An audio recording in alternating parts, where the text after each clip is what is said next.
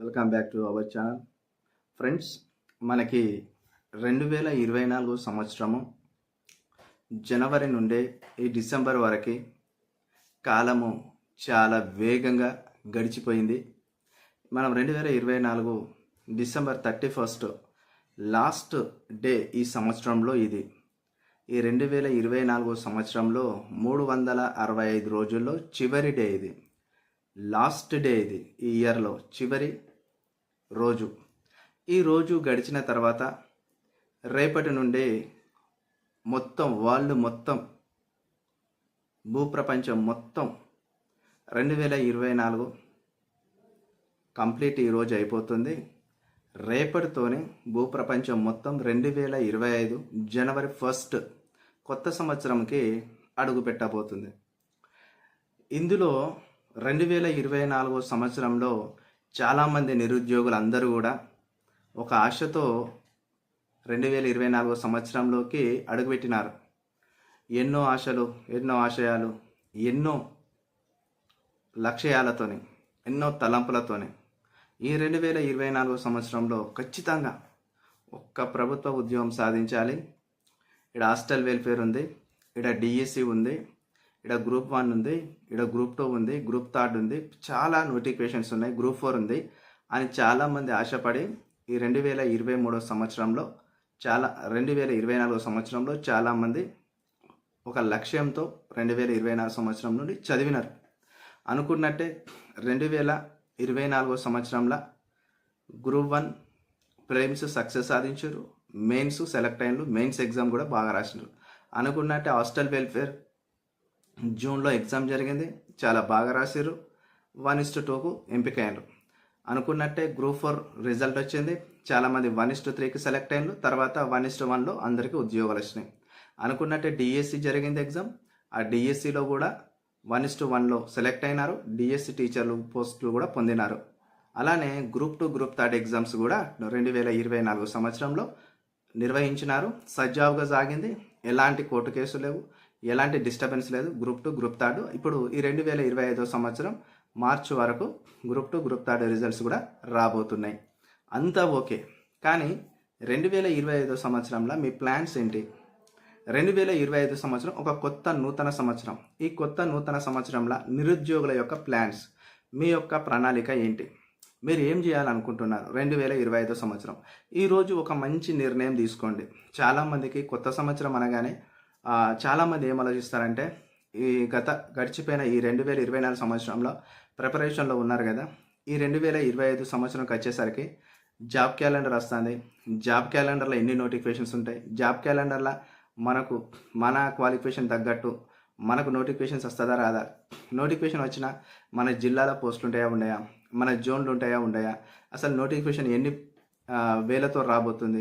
ఉదాహరణకి గ్రూప్ 1 ఉంది, ఎన్ని వేలతో వస్తుందా, వందలతో వస్తుందా. 2 ఉంది, వేలతో వస్తుందా, వందలతో వస్తుందా నోటిఫికేషన్. 3 ఉంది, గ్రూప్ 3 ఉంది, వేలతో నోటిఫికేషన్ వస్తుందా, వందలతో వస్తుందా. డిఎస్సి ఉంది, డిఎస్సి పోస్టులు పెరుగుతాయా తగ్గుతాయా.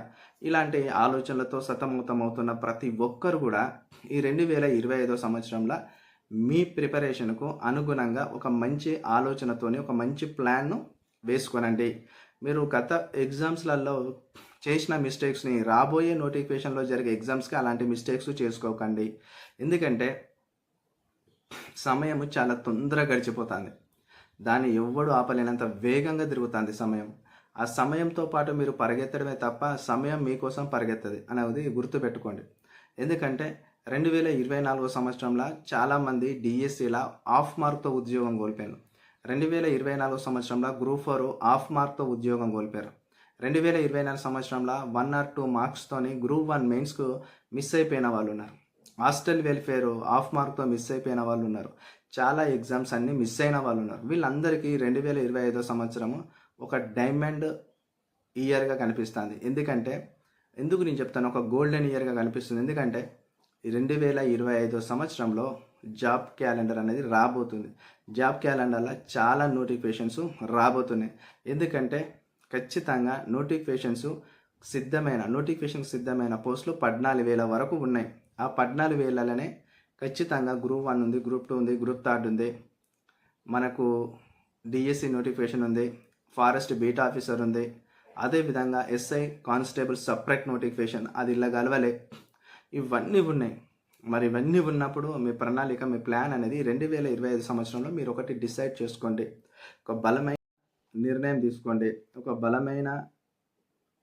బలమైన నిర్ణయం, ప్లాన్ అనేది తీసుకోండి. అది లేకపోయి ఉంటే మీరు ఏం సాధించలేరు. చాలామంది ఏం చెప్పేదంటే ఒకటి ఎన్నిసార్లు చదివినా మాకు ఉద్యోగం రావటలేదు అంటున్నారు. చదువుడు మెయిన్ ఇంపార్టెంట్ కాదు. నువ్వు చదువుతావు, పేజీలు చదువుతావు, కానీ ఏం లాభం? పేజీలు చదివేదానికంటే నీకు ఎగ్జామినేషన్ ఓరియంటేషన్లో నీకు ఉపయోగపడే సిలబస్లోనే టాపిక్స్ ఏందో చూసుకో.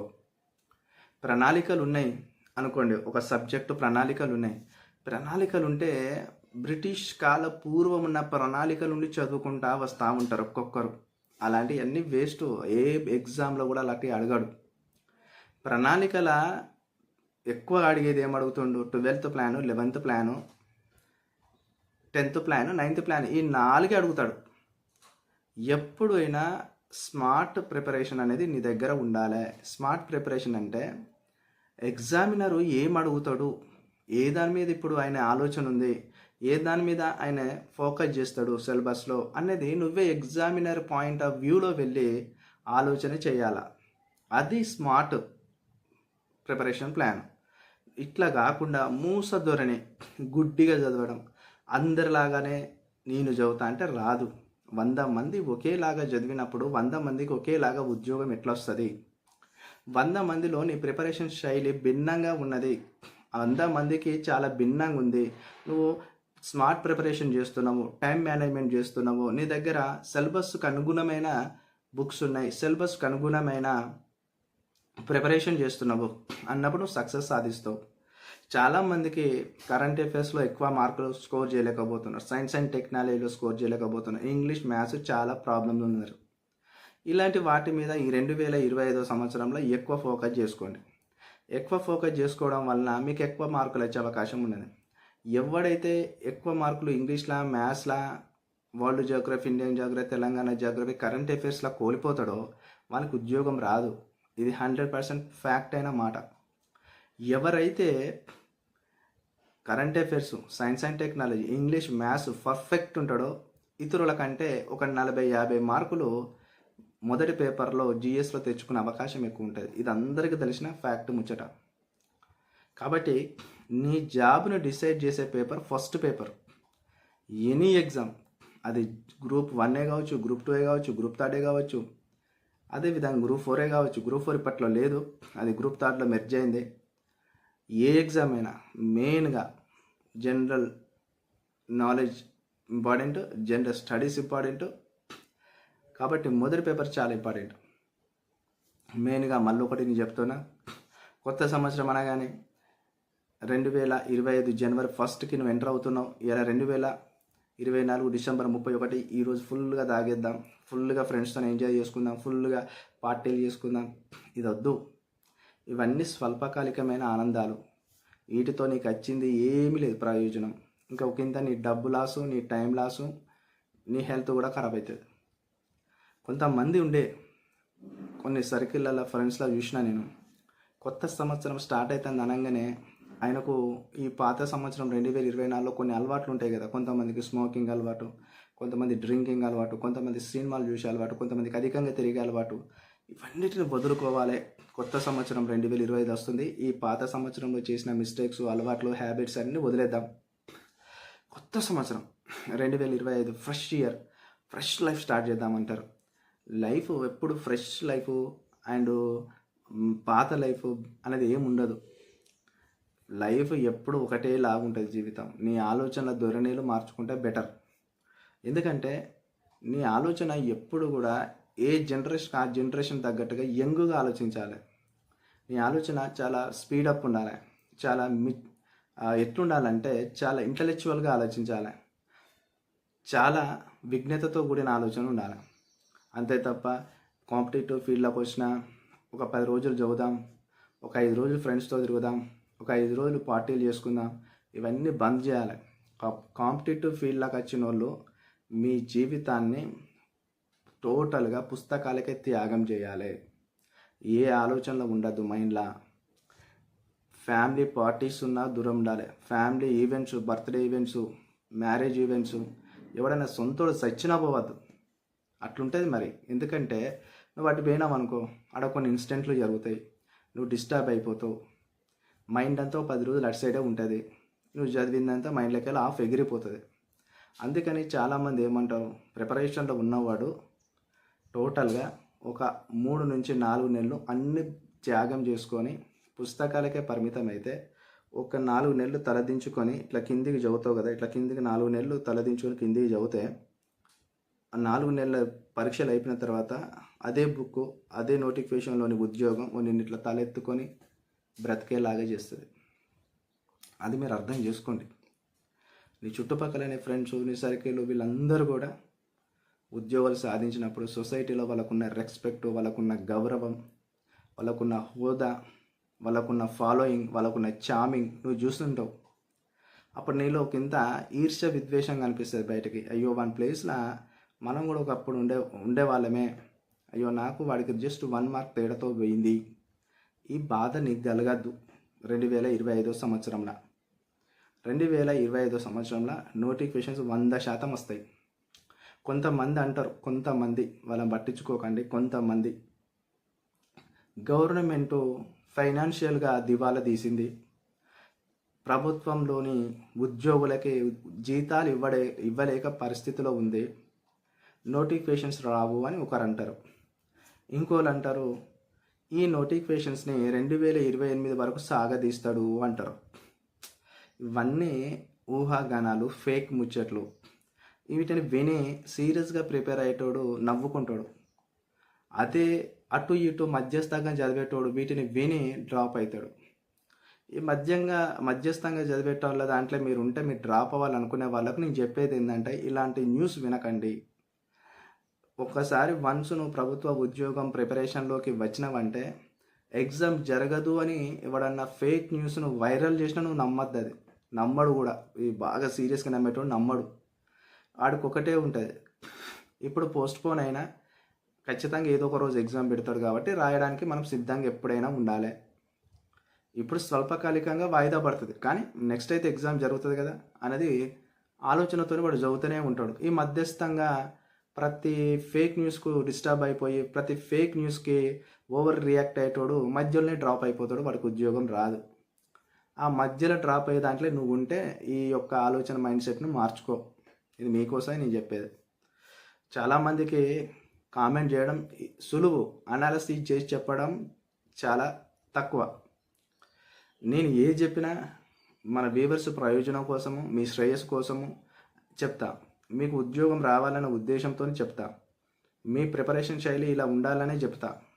కానీ ఎక్కడ కూడా మీ ఆలోచనను, మీ మైండ్ సెట్ను నేను బలహీనపరచా. మీ ఆలోచనలు, మీ మైండ్ సెట్ను, మీ ప్రిపరేషన్ని స్ట్రాంగ్గా చేసే ఆలోచనలు, మోటివేషన్ చేసే ప్రయత్నమే చేస్తున్నా. సో ప్రిపరేషన్లో ఉన్న వాళ్ళు సజావుగా చదవండి.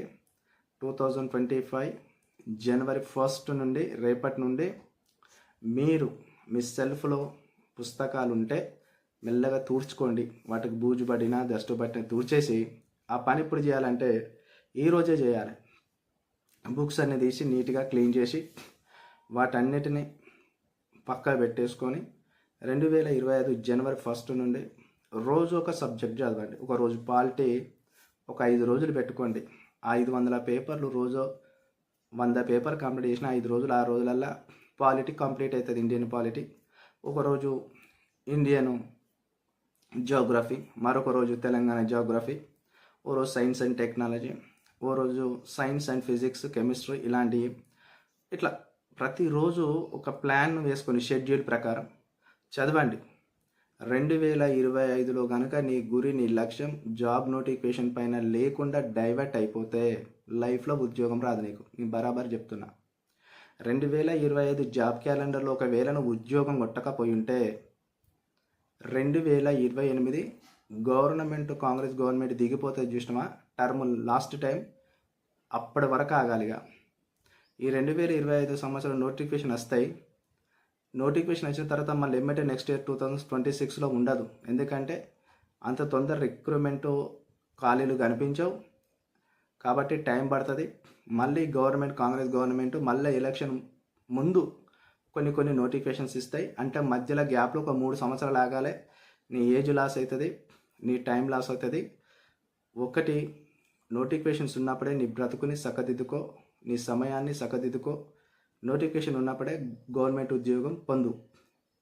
అంతే తప్ప నోటిఫికేషన్ లేనప్పుడు అయ్యో నోటిఫికేషన్ రాలే అని ఎదురు చూసినావు. నోటిఫికేషన్ వచ్చినాక పుస్తకాలు పట్టుకొని వాటితో పోరాటం చేయి. ఖచ్చితంగా నువ్వు సక్సెస్ సాధిస్తావు. మరీ చెప్తున్నా, 2025 సంవత్సరం 365 రోజులు త్యాగం చేసుకో. ఏ పని చేయకు. ఎట్లా ఒక రకంగా మీ ఫైనాన్షియల్ స్టేటస్ని చక్కదిద్దుకొని ప్రిపరేషన్కి రా. ఎందుకంటే ఈ భూప్రపంచం పైన పుట్టే ప్రతి ప్రాణికి దానికి కూడా ఒక సమస్య, ఒక పెయిన్ ఉంటుంది. నీకు ఒక్కనికి ఏం లేదు. గొప్ప వాళ్ళందరూ కూడా ఎన్నో స్ట్రగుల్స్ ఫేస్ చేసి, ఎన్నో ఇబ్బందులు పడి, కడు పేదరికం, కడు దరిద్రం అనుభవించి పైకి వచ్చిన వాళ్ళే ఉన్నారు. మొన్న చనిపోయిన మన్మోహన్ సింగ్ గారు కూడా పస్తులు ఉన్నాడట. ఆయన అన్నం తినకుండా ఒక 4-3 రోజులు పస్తులు కూడా ఉండిన రోజులు ఉన్నాయంట. ఆయన దేశానికి ప్రధానమంత్రిగా 10 సంవత్సరాలు సేవలు అందించి రీసెంట్గా చనిపోయిన ఆయన మహానుభావుడు. సో పెద్ద స్థాయి వ్యక్తులకే కష్టాలు ఫేస్ చేసినారు. మరి అలాంటి దాంట్లో మీరెంత, మనమెంత, ఎవరెంత? అందుకనే నువ్వు అలాంటి అన్ని అనుభవించినప్పుడే పరిపూర్ణమైన వ్యక్తిగా మలచబడి సక్సెస్ సాధించడానికి అవకాశాలు ఉంటాయి. 2025 సంవత్సరం ఒక మంచి నిర్ణయం తీసుకొని ఖచ్చితంగా 2025 సంవత్సరం రాబోయే గ్రూప్ 1, గ్రూప్ 2, గ్రూప్ 3, డిఎస్సి లాంటి ఎగ్జామ్స్ జరగబోతున్నాయి. నీకు ఏది లక్ష్యమో ఆ లక్ష్యం సైడ్ పరిగెత్తి చదివి ఆ ఉద్యోగం పొందండి. ఆల్ ది బెస్ట్ అందరికి కూడా ముందుగానే advance happy new year 2025 January 1st and 2024 December 31st. Bye 2024 year. Thank you so much. Video చూసిన ప్రతి ఒక్కరు లైక్ చేయండి, కామెంట్ చేయండి, సబ్స్క్రైబ్ చేయడం మాత్రం మర్చిపోకండి. Thank you.